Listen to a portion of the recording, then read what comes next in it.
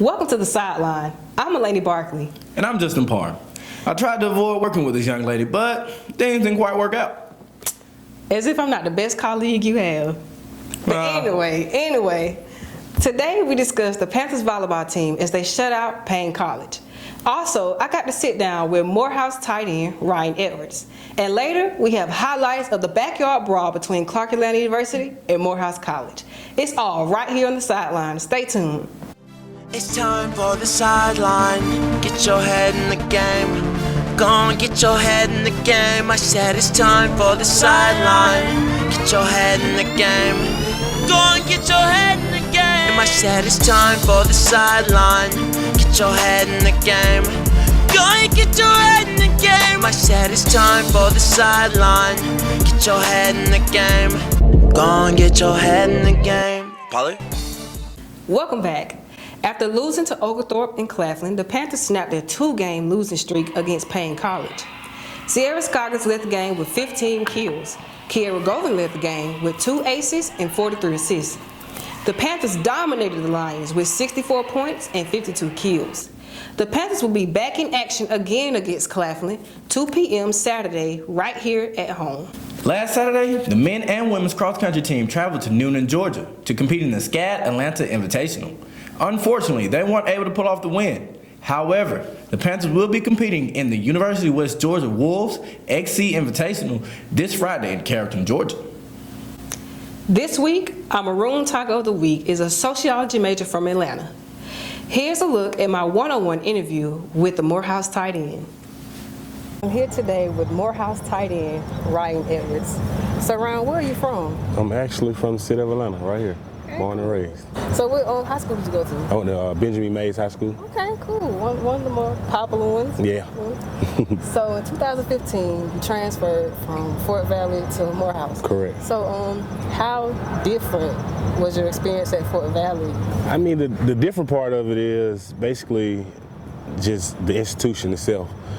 Because down in Fort Valley, it was a pretty intense sports institution, and Morehouse is more like an educational type of institution, and AUC all together as one is more educational. So, but the same thing is the vibes are pretty much the same on both campuses, and we have a lot of spirit, school spirit that pretty much runs through both campuses. That's pretty much similar. Okay. So, what's your major? Sociology. Okay, sociology. So, correct. What do you want to do with that? I actually want to be a correctional officer or a social worker. So, okay, what's some of your hobbies? To be honest, I have a son. I have a 2-year-old, yeah, and that's another reason why I really transitioned from Fort Valley back to come home to Morehouse, because I had to take on that responsibility, and also I just like hanging out with him. When my day is not tied up with football and school and extracurricular activities, I like to kind of chill with him and take him out every now and then. So that's something I do on my off time. That's good. That's good. So you're a student, a father. There you go. Doing it all. Trying to do it all.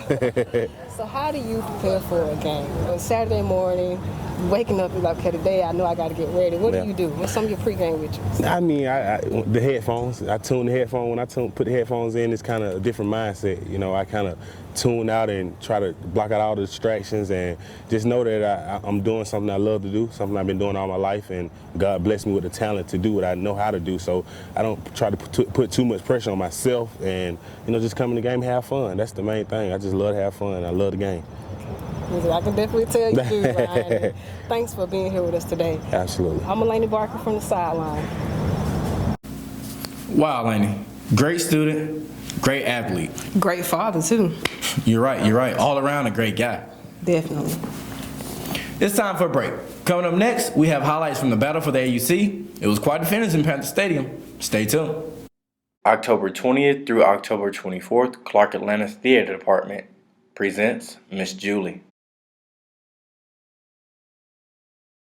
Welcome back to the Sideline. The Panthers and the Maroon Tigers gave fans something incredible to watch last weekend. With a little over 12 minutes to go in the first, McCrae's pass is intercepted by Emmanuel Parks. Following the Tigers' field goal, McCrae fumbles the handoff and Morehouse recovers. The Panthers D stood tall, forcing the Tigers' field goal.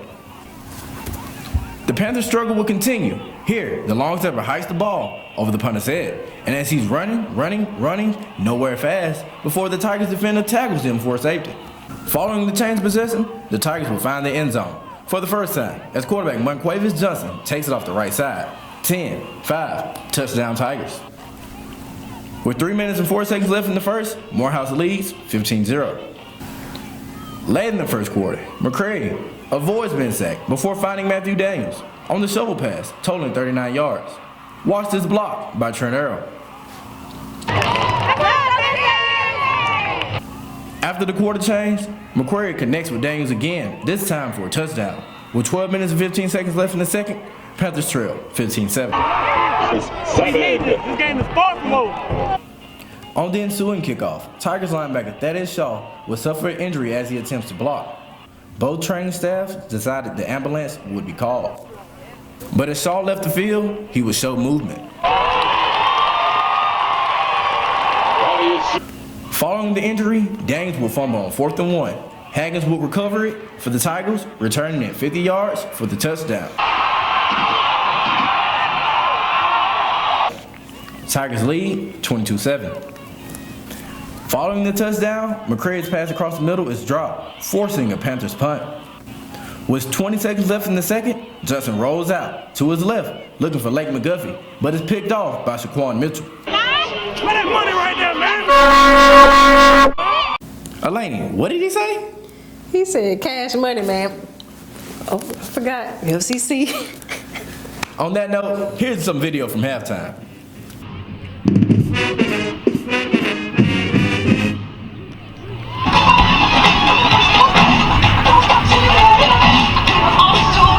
Following halftime, Johnson would find the end zone again, this time from 3 yards out. 29-7 Tigers. However, the Panthers would respond. Here, McCray finds Dre Martin on a 35-yard strike. Morehouse leads 29-14. The Panthers look to capitalize on the Morehouse punt, but the catch is fumbled. David Smith of the Tigers would recover.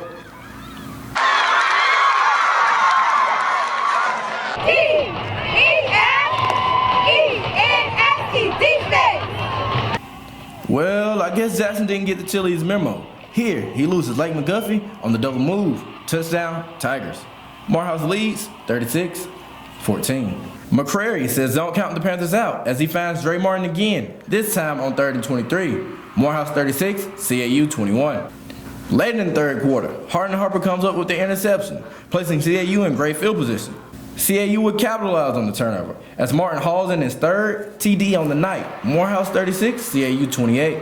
The Panthers D would continue to bowl their bat, forcing a Tigers punt.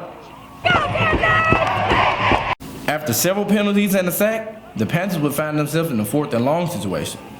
McQuarrie dodges several defenders before looking to his right. And mama, there goes that man. Dre Martin kisses the pass on the right-hand side. Got him. Following the big play, McCray finds Trent Earl, touchdown Panthers. Down 2 points, the Panthers elected to go for 2, but Morehouse defender knocks the ball away. With about a minute left to play, CAU lines up for the onside kick. Trent Earl recovers and the stadium erupts. McCray finds Mike Hardy across the middle, putting the Panthers in field goal range.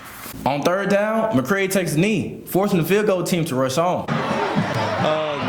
Game-winning field goals always feel good, but knowing it was against Morehouse made it even better, 10 times better. It's my first year being here. I'm a freshman, but they told me all about this. I know it's a great rivalry, so kicking the game-winning field goal, I'm happy. I feel great. And we say, hey, we need to light it up.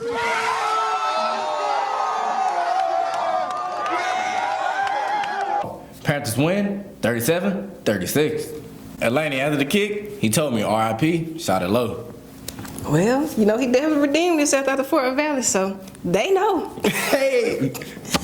Jonathan McQuarrie led the Panthers with 456 passing yards and 5 touchdowns. He had Matt Ryan type numbers. Dre Martin, he had 238 receiving yards and 3 touchdowns. Sound like Antonio Brown. Hey, the way he out here playing, that's a good comparison. Montquavius Johnson led the Tigers with 112 passing yards and 1 touchdown. He also had 42 rushing yards, and he punched it in the end zone himself 2 times. Boy, that's Cam Newton type stuff right there. Well, Laney, all those numbers mean nothing if they don't win the game. Why you gotta be so harsh? Well, I'm just saying. They put up a good fight. They put up a good fight. Duly noted. David Smith for the Morehouse Tigers had 7 tackles, and William Kimmy for Clark Atlanta had 9. CAU has a short week, as I said, to take on Shorter University in Rome at 7 p.m. Morehouse plays Tuskegee University in Columbus, Georgia this Saturday at 2. That's gonna do it for our show this week.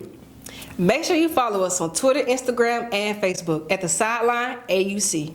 I'm Justin Parr. And I'm Elaney Barkley, and this is The Sideline. Peace.